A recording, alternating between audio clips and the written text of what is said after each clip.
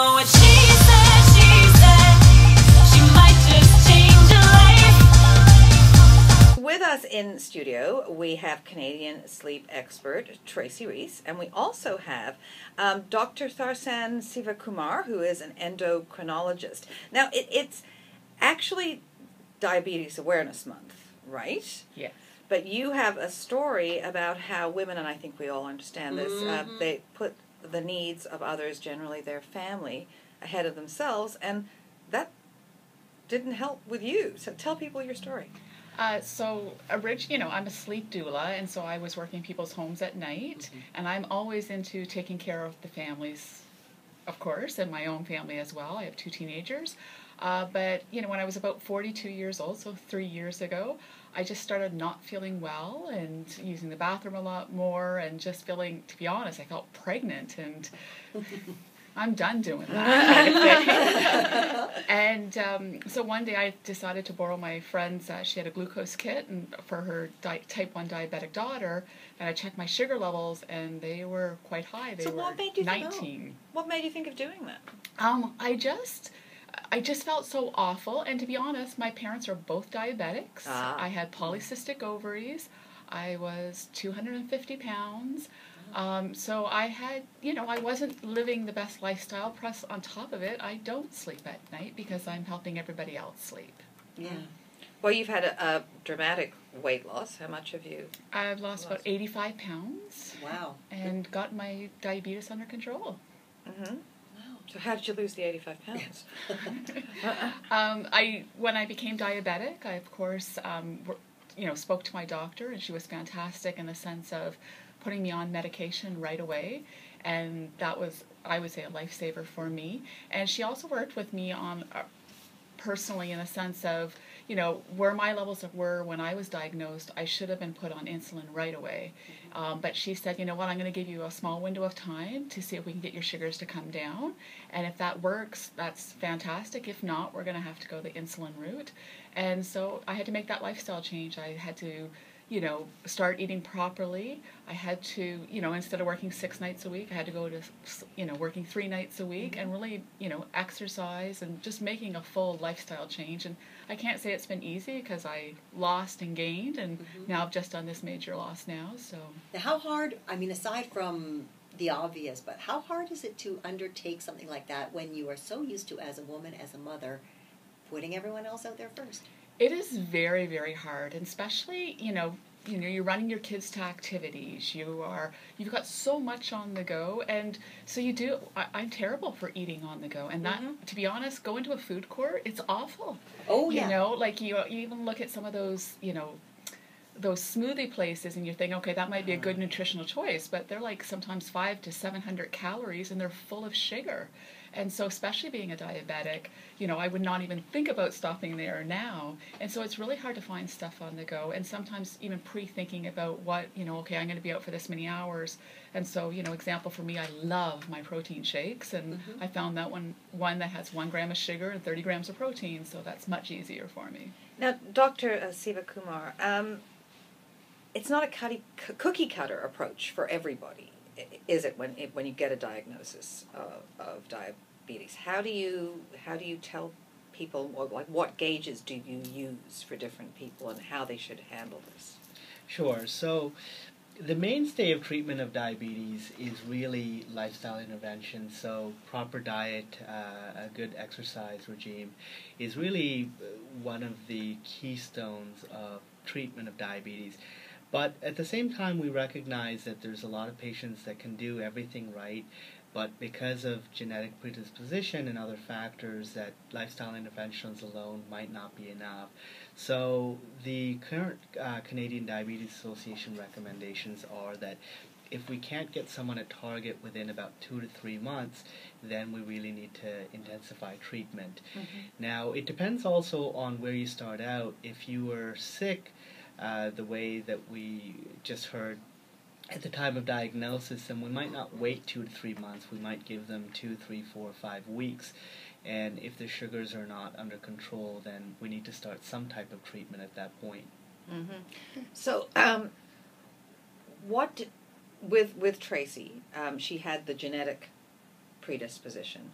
but also her weight, her diet, her lifestyle.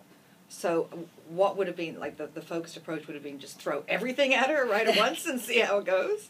So I think they approached it the correct way here. So Tracey was quite ill when she was first diagnosed. So in a lot of those cases, we do start insulin. Mm-hmm. It might be a temporary insulin start.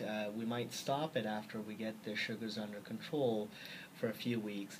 But that's usually a good approach to take initially. However, with Tracey, because she had a good relationship with her doctor, they were able to work with her closely in order to monitor that her sugars were not going too high. And they started her on metformin, which is usually what we start treatment for diabetes with.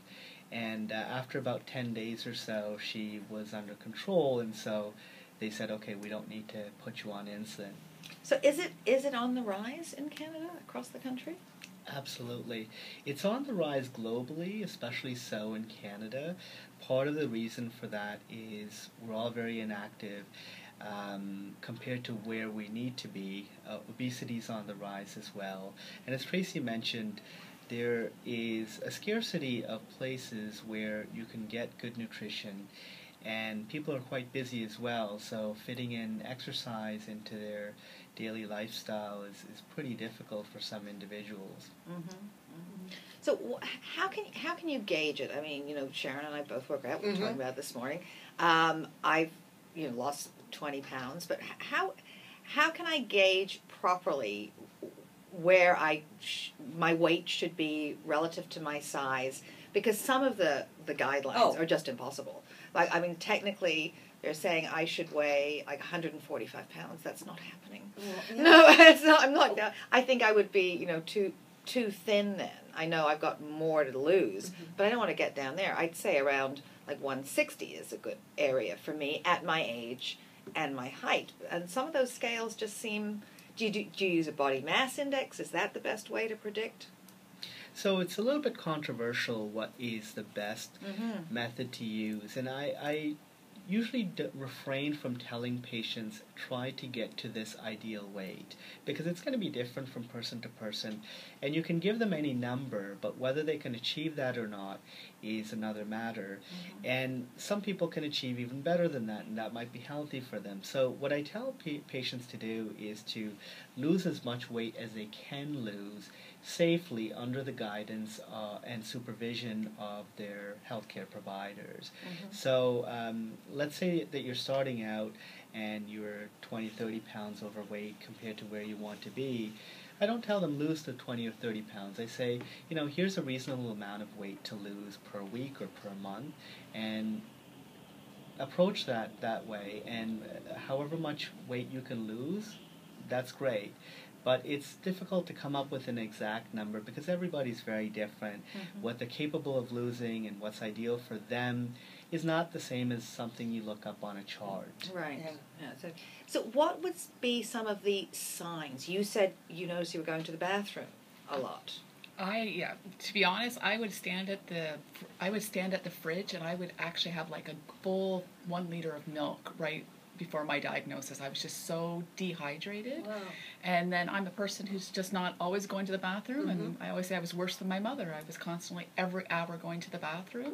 As a female, I actually had found more yeast infections and stuff like that, which is something that I didn't recognize being at that time, but I can tell you once I became diabetic, or once I was diagnosed as a diabetic and I got it under control, a lot of those female problems that I was having actually totally disappeared. Is there a tie-in? Our endocrinologist expert here. There is indeed. So some of the common symptoms, two of the main common symptoms are thirst and increased frequency of urination and increased volume of urination as well. What about the color of your urine?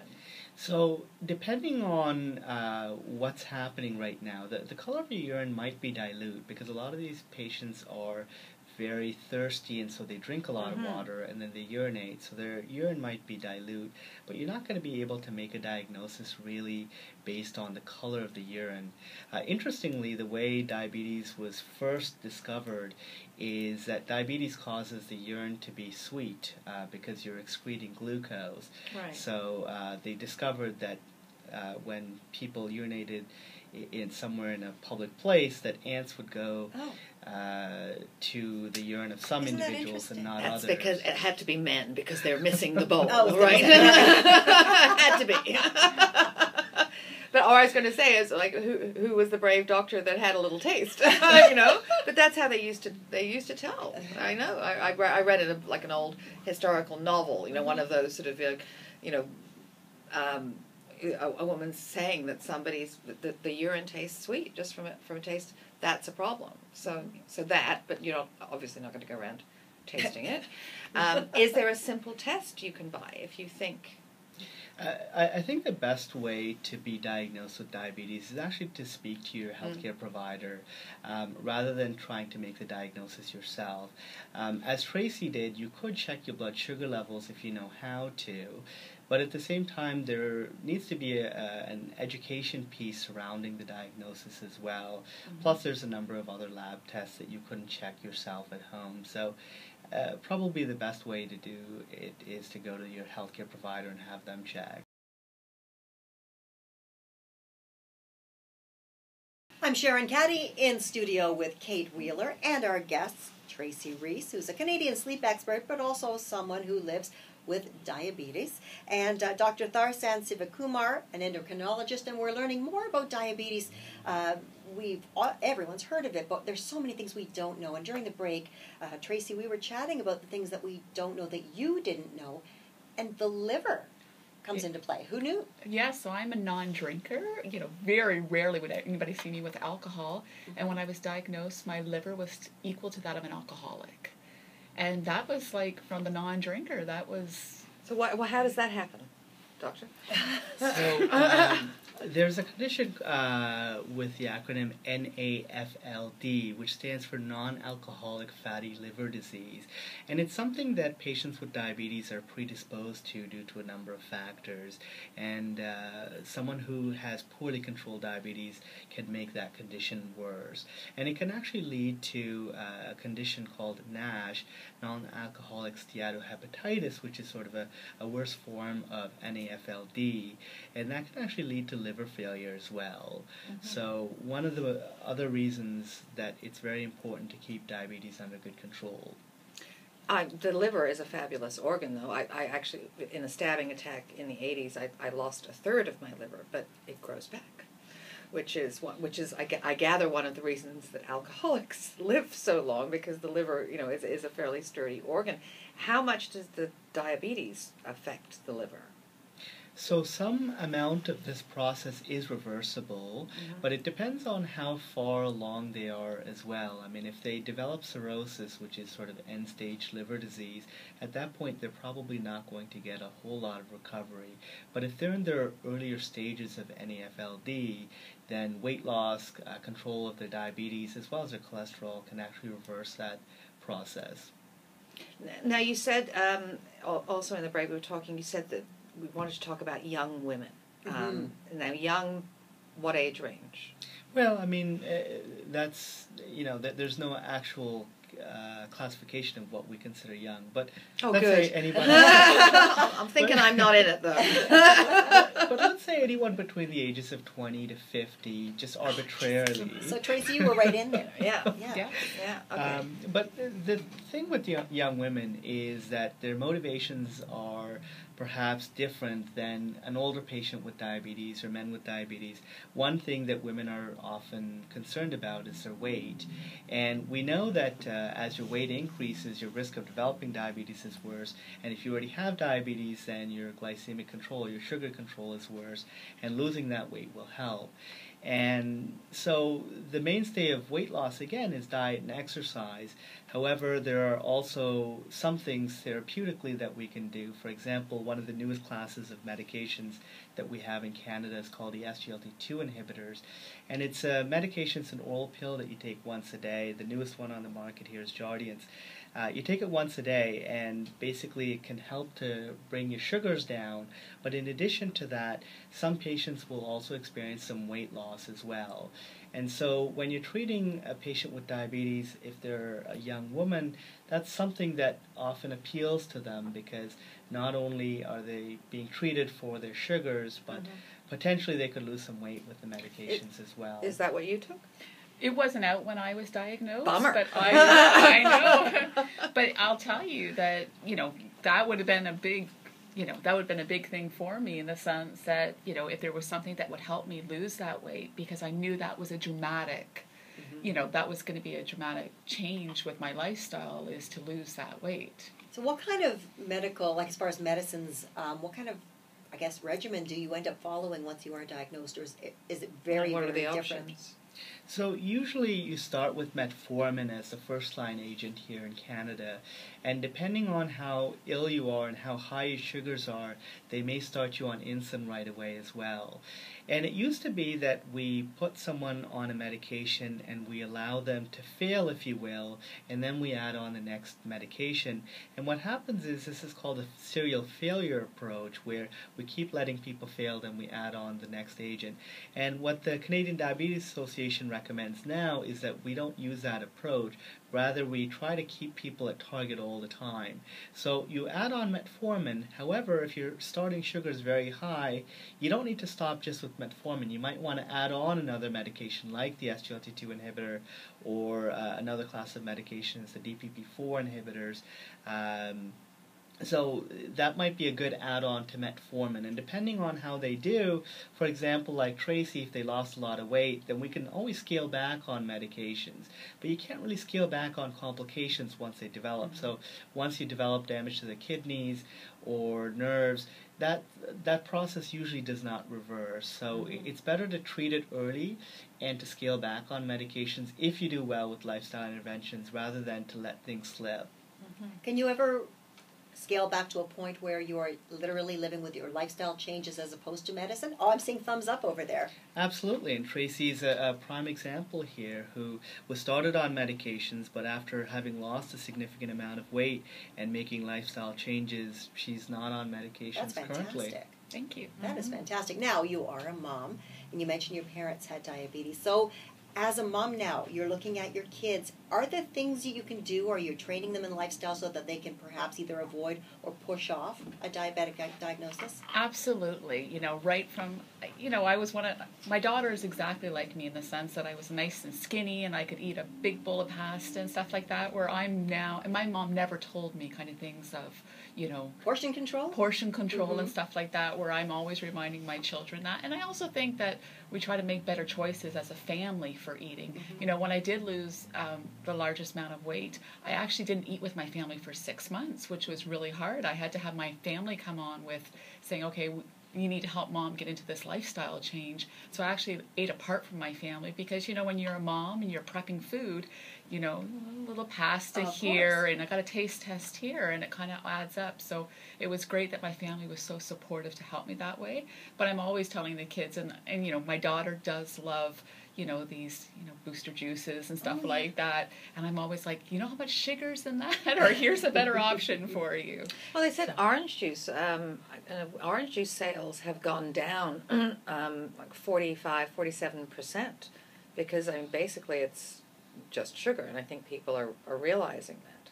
Yeah, and dilution, right? Like teaching your children to dilute their juices if they're going to have those juices. Yeah.